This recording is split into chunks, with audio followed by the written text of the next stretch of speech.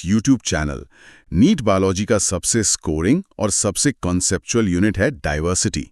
अगर ये स्ट्रांग है तो भाई सिलेक्शन एकदम पक्का है। आज के इस डीप डाइव में हम इसी यूनिट को पूरी तरह से डिकोड करने वाले हैं। बिल्कुल सही कहा आपने। और ये यूनिट 1 इतना इम्पोर्टेंट इसलिए है क्योंकि इससे एग्जाम में डायरेक्ट और लॉजिकल क्वेश्चंस आते हैं। अगर आपने क्लासिफिकेशन की बेसिक नींव समझ ली तो आपके काफी मार्क्स नेचुरली सिक्योर हो जाते हैं। राइट, तो चलिए बिना देरी किए इसे थोड़ा विस्तार से समझते हैं। हमारी इस दुनिया में लगभग 1.7 से 1.8 मिलियन पहचानी गई प्रजातियां हैं। 17 से 18 लाख, ये तो एक पूरा अजीब और क्योटिक जू जैसा लगता है देखने में। हाँ, और ये तो सिर्फ वो आंकड़ा है जो हम अब तक पहचान पाए हैं। असल में बायोडाइवर्सिटी इससे कहीं ज्यादा विशाल है। मिलियंस ऑफ स्पीशीज अभी भी रेन फॉरेस्ट या डीप ओशंस में हिडन है। तो इतने सारे ऑर्गेनिजम्स को पढ़ना, उनको ऑर्गेनाइज करना बिना किसी साइंटिफिक सिस्टम के तो इम्पॉसिबल हो जाता है। एग्जैक्टली। ऐसे सोचिए, अगर हर लोकल जगह पर एक ही लिविंग ऑर्गेनिज्म का अलग नाम हो, जैसे कहीं हम प्याज बोलते हैं, कहीं कांदा बोलते हैं और इंग्लिश में अनियन बोलते हैं, तो एक इंडियन और एक रशियन साइंटिस्ट तो आपस में लाइफ में कभी बात ही नहीं कर पाएंगे। सही बात है। और इसी एक्सट्रीम कंफ्यूजन को दूर करने के लिए टैक्सोनॉमी का बेसिक कॉन्सेप्ट बनाया गया, जिसमें 3 बहुत ही क्रूशियल स्टेप्स होते हैं। सबसे पहले आइडेंटिफिकेशन करना, फिर उसका नॉमेनक्लेचर यानी नामकरण करना, और आखिर में क्लासिफिकेशन। नॉमेनक्लेचर जैसे वो कैरोलस लिनियस वाला सिस्टम था, राइट? Binomial nomenclature. हाँ, बिल्कुल। कैरोलस लिनियस ने ये बहुत ही खूबसूरत सिस्टम दिया था। ये एक तरह से हर लिविंग ऑर्गेनिज्म का एक यूनिवर्सल पासपोर्ट है। Universal passport? अरे वाह, ये टर्म मुझे बहुत पसंद आया। मतलब चाहे कोई भी कंट्री हो, आम का नाम मैंजीफेरा इंडिका ही रहेगा और इंसान हमेशा होमो सेपियंस ही रहेंगे। पर इस पासपोर्ट को बनाने के रूल्स बहुत स्ट्रिक्ट होते हैं ना? बहुत स्ट्रिक्ट रूल्स होते हैं। ये मोस्टली लैटिन भाषा से लिए जाते हैं क्योंकि वो एक डेड लैंग्वेज है, तो उसमें चेंजेस नहीं आते। इसमें पहला वर्ड जीनस का होता है और दूसरा वर्ड उसकी स्पेसिफिक स्पीशीज का होता है। और राइटिंग स्टाइल के भी कुछ रूल्स हैं, जैसे जीनस का फर्स्ट लेटर हमेशा कैपिटल होगा और स्पीशीज का स्मॉल। और एक बड़ी बात, अगर हम टाइप कर रहे हैं तो इनको इटैलिक्स में लिखा जाता है। रूल्स प्लांट्स के लिए ICBN तय करता है और एनिमल्स के लिए ICZN। ये एकदम डायरेक्ट MCQ बनता है एग्जाम में। राइट, आप लोग ये नोट जरूर कर लीजिए। तो चलिए, नामकरण तो हो गया, हमने एक नया ऑर्गेनिज्म ढूंढ लिया और उसको एक यूनिवर्सल लैटिन नाम दे दिया। पर अब सवाल ये आता है कि इन मिलियंस ऑफ स्पीशीज की लाइब्रेरी में उसको किस शेल्फ पर रखें? मतलब उसका कॉस्मिक एड्रेस क्या होगा? देखो, इसके लिए हम टैक्सोनॉमिक हायरार्की यूज करते हैं, एक स्टेप बाय स्टेप सीढ़ी की तरह। इसको सीक्वेंस में याद रखने की एक बहुत फेमस मेमोरी ट्रिक भी है। कीप पॉट्स क्लीन और फैमिली गेट सिक। हाँ, कीप पॉट्स क्लीन और फैमिली गेट सिक। ये ट्रिक तो सच में लाइफ सेवर है। मतलब कीप से किंगडम हो गया और पॉट से फाइलम या प्लांट्स के केस में डिवीजन। बिल्कुल। और फिर क्लीन से क्लास आता है, और से ऑर्डर आता है, फैमिली तो फैमिली ही रहेगा, गेट से जीनस और आखिर में सिक से सबसे बेसिक यूनिट यानी स्पीशीज। ये 7 लेवल्स मिलकर किसी भी ऑर्गेनिज्म का एग्जैक्ट कॉस्मिक एड्रेस बताते हैं। हाँ, जैसे आम का एग्जाम्पल लें तो उसका एग्जैक्ट घर का नंबर मतलब स्पीशीज इंडिका है, उसके बिल्डिंग का नाम मतलब जीनस मैंजीफेरा है, उसका फैमिली एनाकार्डिएसी है, और इसी तरह चलते चलते वो सबसे बड़े देश यानी किंगडम प्लांटे तक पहुंच जाता है। और इसमें एक बहुत इंपॉर्टेंट नीट कॉन्सेप्ट छिपा है। जैसे जैसे हम हायरार्की में नीचे से ऊपर जाते हैं, यानी स्पीशीज से किंगडम की तरफ बढ़ते हैं, ऑर्गेनिजम्स के बीच कॉमन कैरेक्टरिस्टिक्स कम होते जाते हैं। राइट, क्योंकि 2 इंसान जो सेम स्पीशीज के हैं उनमें हजारों सिमिलैरिटीज होंगी, पर एक इंसान और एक मछली के बीच बहुत कम सिमिलैरिटीज बचेंगी, भले ही दोनों कॉर्डाटा फाइलम में आते हैं। सही पकड़ा आपने। अब यहाँ से कहानी क्लासिफिकेशन के थोड़े कॉम्प्लेक्स फेज में एंटर करती है। शुरू में जब क्लासिफिकेशन स्टार्ट हुआ था तो बस 2 ही किंगडम्स थे। हाँ, और यहाँ बात सच में बहुत दिलचस्प हो जाती है। पुराने जमाने के 2 किंगडम क्लासिफिकेशन में उन्होंने क्या किया कि bacteria, blue green algae, fungi और एक विशाल बैनियन ट्री सबको उठाकर एक ही डब्बे में यानी प्लांटे किंगडम में डाल दिया, सिर्फ इसलिए क्योंकि इन सबके पास एक सेल वॉल थी। ये तो ऐसा ही हो गया कि चमगादड़ और चिड़िया को एक ग्रुप में रख दो क्योंकि दोनों उड़ते हैं। एग्जैक्टली। ये उस वक्त की सबसे बड़ी साइंटिफिक भूल थी। वो सिस्टम यूकैरियोट और प्रोकैरियोट के बीच कोई फर्क नहीं करता था। यूनिसेल्युलर और मल्टीसेल्युलर को एक साथ मिला देता था। और सबसे बड़ी बात, न्यूट्रिशन का मोड बिल्कुल इग्नोर कर दिया गया था। एक प्लांट फोटोसिंथेसिस करता है और एक फंगस दूसरों पे डिपेंड करता है। तो इस भूल को सुधारने के लिए 1969 में R.H. विटेकर पिक्चर में आए और उन्होंने बायोलॉजी का सबसे रेवोल्यूशनरी कॉन्सेप्ट प्रपोज किया, 5 किंगडम क्लासिफिकेशन।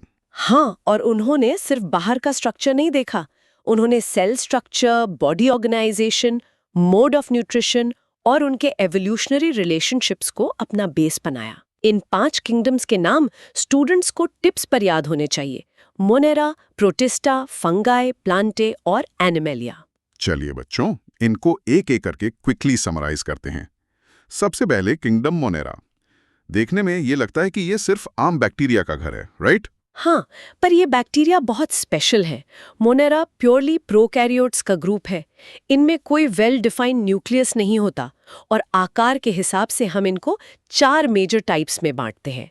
कॉकस जो स्फेरिकल होते हैं, बैसिलस जो रॉड शेप्ड होते हैं, विब्रियो जो कॉमा शेप के होते हैं और स्पाइरलम जो स्पाइरल होते हैं। अरे वाह। अब दूसरे किंगडम पर आते हैं, प्रोटिस्टा। मुझे ना ये हमेशा से नेचर का एक मिसलेनियस बॉक्स लगता है, जैसे जो कहीं और फिट नहीं हुआ उसे यहाँ रख दिया गया। इसमें सारे यूनिसेलुलर यूकैरियोट्स आते हैं ना? सही कहा आपने। इसमें न्यूक्लियस प्रॉपर तरीके से बाउंड होता है, पर ऑर्गेनिज्म बस एक ही सेल का बना होता है। डाइटम्स, यूग्लिना, अमीबा सब इसी क्लब के मेंबर्स हैं। ये किंगडम एक तरह से आगे आने वाले प्लांट्स, फंगाई और एनिमल्स के बीच का एक ब्रिज है। फिर आता है फंगाई। विटेकर का सबसे बड़ा मास्टर स्ट्रोक यही था कि उन्होंने फंगाई को प्लांट से बाहर निकाला, क्योंकि फंगाई हेट्रोट्रॉफिक होते हैं, अपना खाना खुद नहीं बनाते। और सबसे इंपॉर्टेंट बात, इनकी सेल वॉल प्लांट की तरह सेल्यूलोज से नहीं बनती है। बिल्कुल नहीं बनती। इनकी सेल वॉल काइटिन से बनती है। ये वही कॉम्प्लेक्स केमिकल है जिससे बहुत से इंसेक्ट्स का बाहरी कंकाल या एक्सोस्केलेटन बनता है। इसलिए फंगाई इवोल्यूशन के हिसाब से प्लांट से बिल्कुल अलग है। मतलब एक मशरूम का स्ट्रक्चर एक पेड़ के पत्ते की जगह किसी बीटल शेल से ज्यादा मिलता जुलता है। माइंड ब्लोइंग फैक्ट है ये सच में। वैसे आगे बढ़ने से पहले और इन बचे हुए किंगडम्स को फोड़ने से पहले एक बहुत जरूरी चीज ऐड करना चाहूंगा। अगर आप नीट 2026 की प्रिपरेशन कर रहे हैं तो पारा नीट यूट्यूब चैनल को सब्सक्राइब जरूर करें। ये सभी डीप कॉन्सेप्ट्स हम यहाँ रेगुलरली कवर करते हैं। हाँ दोस्तों, चैनल के साथ जुड़े रहिए ताकि एग्जाम आने तक आपका पूरा बायोलॉजी का सिलेबस कंसेप्चुअली एकदम स्ट्रांग हो जाए। तो वापस आते हैं अपने आखिरी 2 किंगडम्स पर, प्लांटे और एनिमेलिया। प्लांट किंगडम को ही ले लीजिए। ये बस पेड़ पौधों की बात नहीं है, ये एक पूरी डेवलपमेंट की जर्नी है। एल्गे से शुरू होती है जो पूरी तरह पानी में रहते हैं। फिर आते हैं ब्रायोफाइट्स। और ब्रायोफाइट्स को याद रखना बहुत जरूरी है, क्योंकि इन्हें हम एम्फिबियंस ऑफ प्लांट किंगडम कहते हैं। ये जमीन पर तो रहते हैं, पर इन्हें रिप्रोडक्शन और फर्टिलाइजेशन के लिए वाटर की स्ट्रिक्ट जरूरत होती है। जैसे जंतु जगत में फ्रॉग्स यानी मेंढक होते हैं, बिल्कुल वैसे। नेचर कितनी रिपीटेडली अपने डिजाइन कॉपी करती है ना। उसके बाद फिर टेरिडोफाइट्स आते हैं, फिर जिम्नोस्पर्म्स आते हैं जिनके बीच नग्न यानी नेकेड होते हैं, और फाइनली आते हैं एंजियोस्पर्म्स। एंजियोस्पर्म्स यानी आज के हाईली डेवलप्ड फ्लावरिंग प्लांट्स। और प्लांट्स में एक और सॉलिड कॉन्सेप्ट है जो नीट में अक्सर पूछा जाता है, ऑल्टरनेशन ऑफ जेनरेशंस। प्लांट्स की लाइफ साइकिल में 2 फेजेस ऑल्टरनेट करते हैं, एक हैप्लॉइड गैमेटोफाइट फेज और एक डिप्लॉइड स्पोरोफाइट फेज। तो बेसिक मतलब ये हुआ कि प्लांट अपनी लाइफ साइकिल में 2 अलग फिजिकल रूप लेता है, स्पीशीज को सिक्योर रखने के लिए। अब एनिमल किंगडम को भी ब्रीफली टच कर लेते हैं। वहां भी तो एवोल्यूशन का पूरा एक लैडर है। हाँ, एनिमल्स में मल्टीसेल्युलर हेट्रोट्रॉफ्स होते हैं और इनमें कोई सेल वॉल नहीं होती। इनका क्लासिफिकेशन इनकी सिमेट्री और बॉडी कैविटी यानी कोलम पर बेस्ड होता है। ये पॉरीफेरा से शुरू होता है जो सिंपल स्पॉन्जेस हैं। फिर धीरे धीरे नेचर आगे बढ़ती है और आर्थ्रोपोडा तक आती है, जो नेचर का सबसे बड़ा फाइलम है। सारे इंसेक्ट्स इसी में आते हैं। और आखिर में कॉर्डेटा, जिसमें नोटोकॉर्ड होती है। नोटोकॉर्ड वही रॉड है जो हम में आगे चलकर बैकबोन बन गई है। सीलोम का रोल भी काफी इंटरेस्टिंग है। ये एक इंटरनल फ्लूइड फिल्ड कैविटी है। अगर मैं आसान भाषा में बोलूं तो ये एक शॉक अब्जॉर्बर की तरह है। अगर हमारे अंदर सीलोम नहीं होता तो चलते वक्त हमारे ही मसल्स हमारे इंटरनल ऑर्गन्स को क्रश कर देते। ये हुई ना डीप कंसेप्चुअल बात। अब हमने 5 किंगडम्स की ये खूबसूरत टेक्सोनॉमी समझ तो ली, सब कुछ परफेक्ट लगता है, एक एग्जैक्ट शेल्फ पर हर एक लिविंग ऑर्गेनिज्म रखा हुआ है। पर दोस्तों, नेचर हमेशा रूल्स थोड़ी मानती है, कुछ रूल ब्रेकर्स भी तो होते हैं ना। बिल्कुल होते हैं, और ये rule breakers exam point of view से बहुत ज्यादा हाई यील्डिंग टॉपिक्स हैं। मैं बात कर रही हूँ वायरसेस, वायरॉइड्स और प्रियॉन्स की। इनको विटिका के 5 किंगडम सिस्टम में कोई स्पेस ही नहीं मिली, क्योंकि फंडामेंटली ये लिविंग कंसिडर ही नहीं किए जाते। इनके पास कोई प्रॉपर सेल स्ट्रक्चर नहीं है, राइट? वायरस को ही ले लीजिए, ये बस एक प्रोटीन का कोट होता है जिसे कैप्सिड कहते हैं, और उसके अंदर थोड़ा सा आरएनए या डीएनए का मटेरियल भरा होता है। हाँ, जब तक एक वायरस किसी बॉडी या होस्ट के बाहर है, वो एक नॉन लिविंग इनर्ट क्रिस्टल जैसा है। पर जैसे ही वो सेल के अंदर घुसता है, वो उसकी मशीनरी को पूरी तरह हाईजैक कर लेता है। वो खुद रेप्लिकेट करता है और होस्ट को नुकसान पहुंचाता है। और वायरॉइड्स तो इनसे भी ज्यादा अजीब होते हैं। उन्हें 1971 में टी.ओ. डीनर ने डिस्कवर किया था। उनमें तो वो प्रोटीन का कवर भी नहीं होता, बस नेकेड आरएनए होता है। पोटैटो स्पिंडल ट्यूबर डिजीज जैसी चीजें यही फैलाते हैं। सही याद दिलाया आपने। और प्रायॉन्स की तो हम क्या ही बात करें, ये एक्सेप्शनली रेयर और डेंजरस हैं। प्रायॉन्स प्रैक्टिकली बस एबनॉर्मली फोल्डेड प्रोटीन्स हैं। इनमें कोई न्यूक्लिक एसिड नहीं होता, फिर भी ये मैड काउ डिजीज ऐसी सिवियर न्यूरोलॉजिकल बीमारियां फैलाते हैं। एक प्रोटीन बिना किसी डीएनए या आरएनए के अपनी कॉपीज कैसे बना सकता है?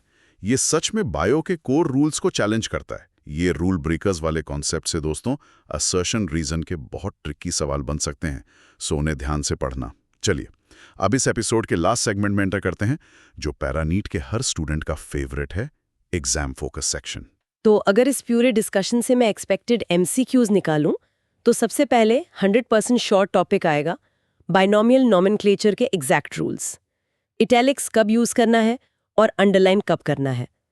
दूसरा, मोनेरा और प्रोटिस्टा के सेल वॉल और न्यूक्लियस डिफरेंसेस पर डायरेक्ट मैच द कॉलम बन सकते हैं। बिल्कुल।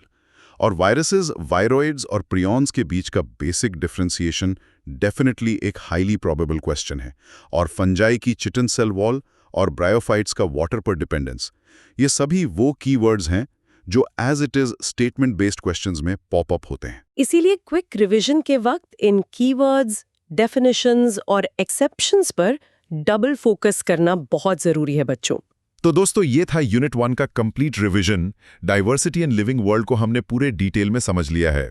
इसके ऑस्को टेक्सोनॉमी ने कितने क्लियर हायरार्की में बदल दिया, ये सच में फैसिनेटिंग है। पूरा क्लासिफिकेशन सिस्टम साइंस के लगातार इवॉल्व होने का सबूत है।